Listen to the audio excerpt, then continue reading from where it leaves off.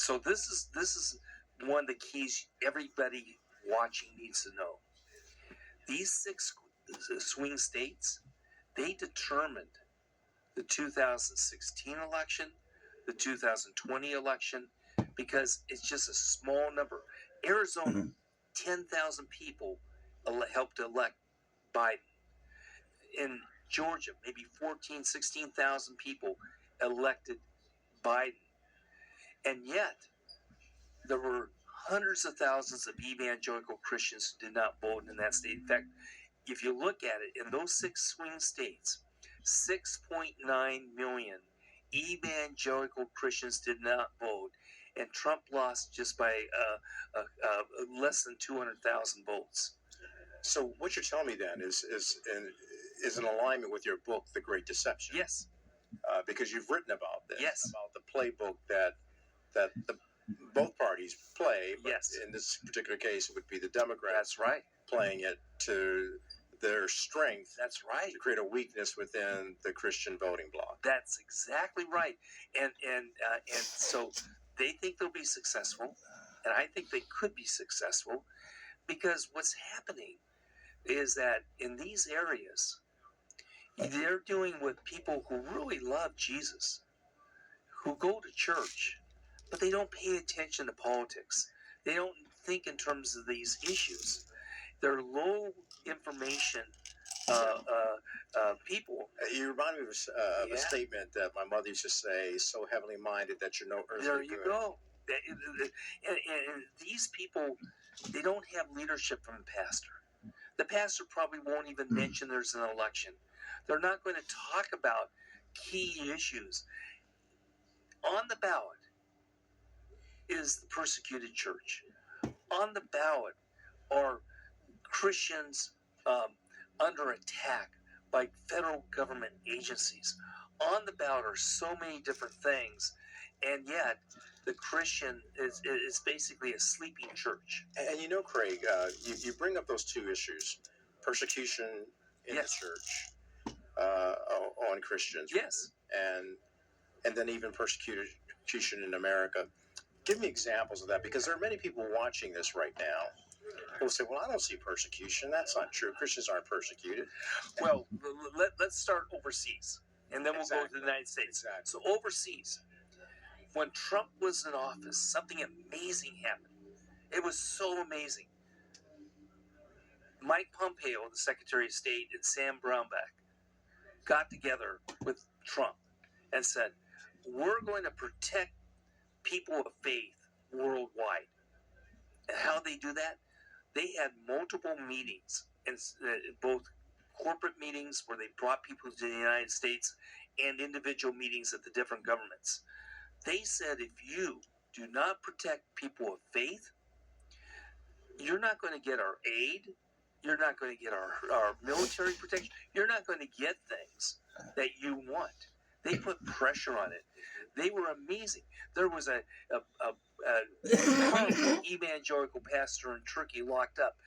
They put pressure on Turkey to release this man from jail because he was falsely accused of being against Islam and speaking against Islam, but because he was a Christian, and he was freed. In Nigeria right now, and throughout the United world, it's a genocide. There's genocide in other countries because Biden has abandoned the church worldwide. There's no moral leadership. Here in the United States, we've had dozens of pro-life leaders and people who have been praying at abortion centers put into prison. We have had pastors.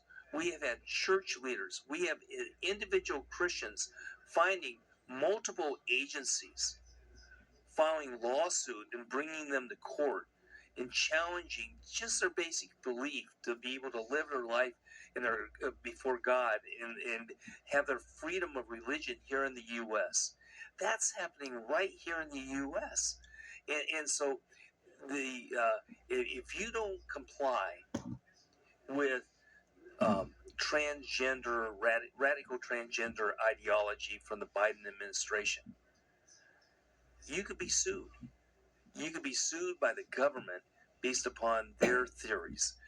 This is the type of thing should not happen in America. No. And so we've got to stop it. And the only way to stop it is to stop Harris from becoming president. So you're urging all people with a sounding the alarm to get the vote out? Oh, absolutely, because really, this is a crisis for the church and a crisis for the people of faith. It is something where you take a look at what's happening with the kids. You take a look at what's happening in our schools. You take a look at the crime that's skyrocketing. You take a look at all the different things going on. We've got to turn America around. And the only way to do this is to stop the insanity coming out of Washington, D.C. What we have is a radical ideology imposing doctrines that are not American, of socialism, of trying to impose different ideology that has a different worldview. America's Hope continues after the break.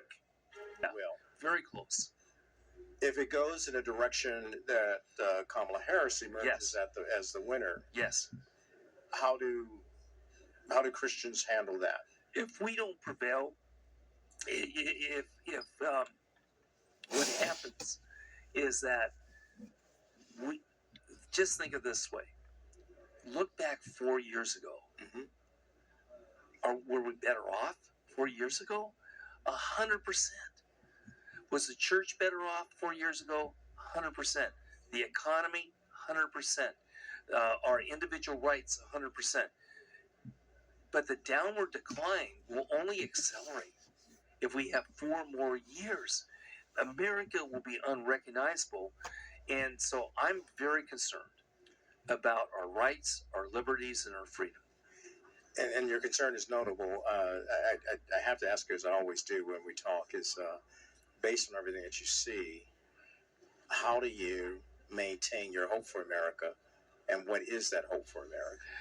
So I go back to history and America's founding based upon people of faith. It was the pastors who helped start the American Revolution. It was the people in the churches that volunteered to stop the tyranny and to be able to have a country built upon freedom. I go back to the Second Great Awakening, and throughout America, people on their knees with their arms lifted to God, crying out for repentance, and the pastors and the church members saying, enough is enough with the evil of slavery. And it was the church that helped stop slavery, the evil of slavery in America. Key social movements, key different issues. It was the people in the church that turned things around. When America was falling apart in the 1980s, 79, 78, 1980 was the election that elected Ronald Reagan that completely turned things around. Everybody had given up hope on America at that time. Everybody thought nothing could happen. He was able to transform America. We need a period of peace and rest and restoration. And that's what we have to really pray for. And we have to volunteer for. We can't complain. We can't gripe. We got to do something. And everybody watching, they can volunteer and spend an hour or a day in a campaign. What a campaign can do, they can set up a phone bank. They can get a list to text people. They can get a list of who to go door to door with somebody else because they need to make sure they get their ballot for ballot harvesting or get them to the poll. I've got to bring this up. You talked about Ronald Reagan. Yes. One of the biggest influences in his life when he served in public office was Billy Graham. Yes. And where are the Billy Grahams of today? The average, ordinary man, woman of faith. Yes.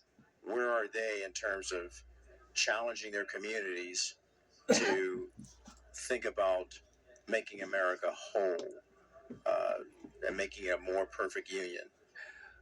Kelly, that is what grieves me, because many pastors who know better are either sitting back because they fear some 20% of the people in their church, or they have a false fear of the IRS because of the Johnson Amendment, or they just don't know what to say.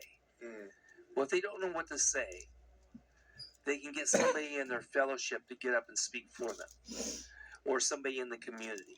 If they're fearful of the IRS, they don't have to be. There's what the IRS is doing is unconstitutional. They back off on any time, and yes, they'll get a letter from the ACLU saying don't speak out on politics. There's no consequence to speaking out, and there's Christian legal groups will love to take this to the Supreme Court. The IRS is in fear of that, and so the pastors, they need to speak up and mobilize their church. I'll just give you one example. Calvary Chapel, Chino Hills. With them, what they do is ballot harvesting within the church.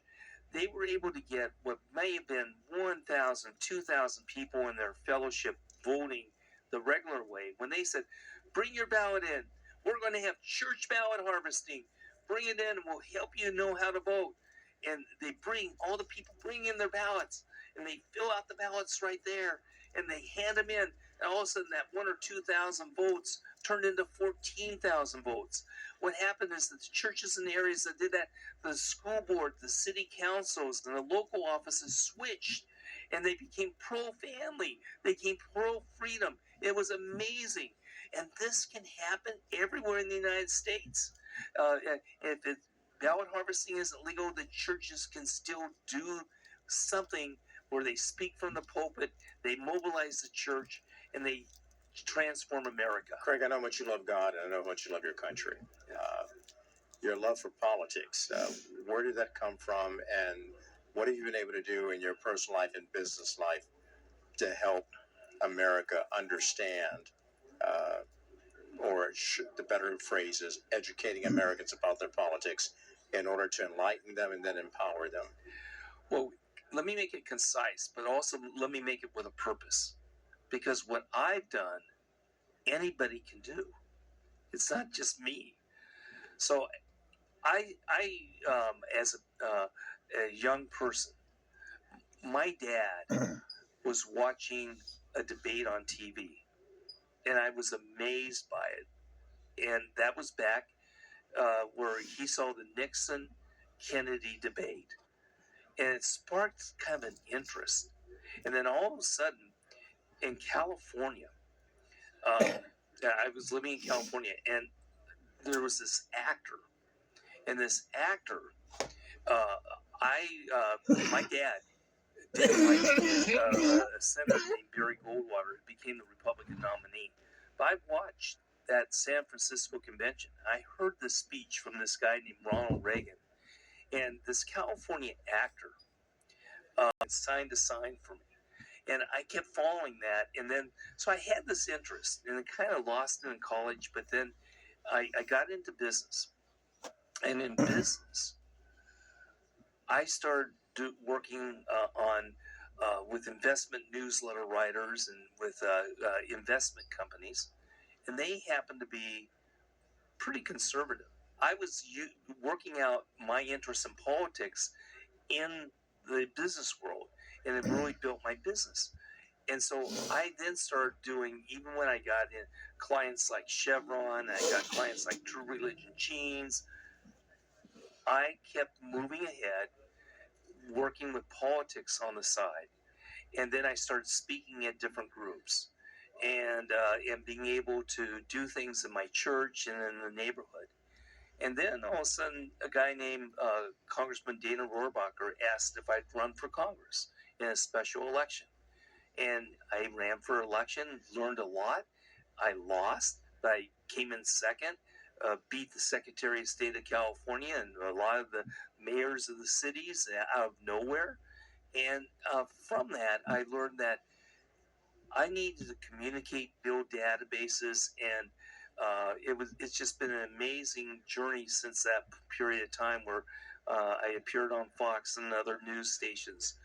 But I was nobody when I ran for Congress. Nobody ever heard of me, and so anybody can make a change in their local area. They just have to step out and try, and they have to understand we don't have time for silence. We only have time to make a difference in our world.